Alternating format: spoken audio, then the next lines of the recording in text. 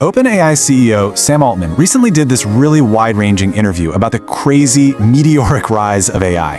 And he gave us some fascinating and honestly sometimes startling glimpses into where all this is headed. So what does the guy right at the center of this whole revolution think is coming next? Well, let's dive in and find out. Okay, so to kick things off, the interviewer posed this incredibly abstract question. But not to Altman, no. They posed it to OpenAI's latest model. Think about that for a second. How would a machine even begin to visualize a concept that philosophers have been stuck on for centuries? Well, the result was genuinely astounding. The AI came back with this diagram that was just shockingly profound. It visualized intelligence as a tool, something you use to navigate the world. And consciousness? That was the internal experience of the journey itself. You can see why Altman had that reaction. This wasn't just the AI making a pretty picture, it was an act of reasoning. It shows these new models are starting to grasp abstract ideas in a way that just feels, well, totally new. And that wow moment? Yeah, that is definitely not an isolated incident. We are getting these little glimpses of a brand new reality, where the line between what a human can create and what a machine can create is getting blurrier literally every single day. I mean, we've all seen it, right? Text-to-video generators like Sora creating these unbelievably cinematic scenes from just a few words. We've seen an AI imagine what Charlie Brown would look like if he was contemplating his own existence as an AI. These are not just parlor tricks, you know? They really represent a fundamental leap in what these models can actually do. But all of this incredible new power immediately kicks off one of the biggest, most fiery debates happening right now. What does this all mean for human artists and creators?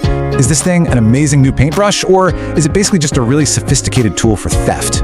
And the divide here is it's stark. On one side, you have creators who are, frankly, terrified. They feel like their entire life's work, their very future, is being scraped and stolen without their permission. And then, on the other side, you have artists who are absolutely euphoric. They see AI as this incredible way to amplify their own vision and create things they never, ever could have before.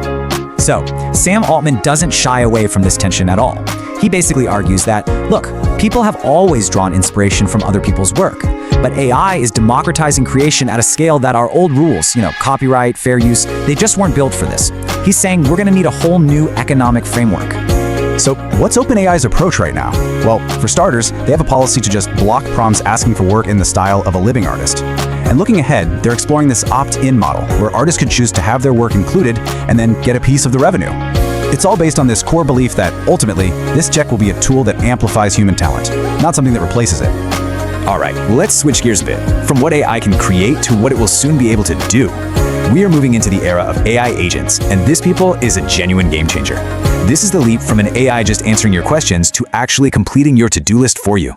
So, what in the world is an agentic AI? Well, think of it as a system that can operate on your behalf out there in the digital world to actually get stuff done. We're moving way beyond a simple chat box here to an AI that can actually take action. Okay, let's make this totally concrete. Imagine you just say to your phone, hey, book a nice Italian restaurant for 2 tonight around 8 p.m. An AI agent would understand that goal, it would research some options, it would actually go to the booking website, fill in all your details, and finalize that reservation. It's like your own personal assistant that can literally click the buttons for you. And this ability to act, to execute these complex, multi-step tasks, this is what Altman sees as a critical step on the path towards AGI, or artificial general intelligence.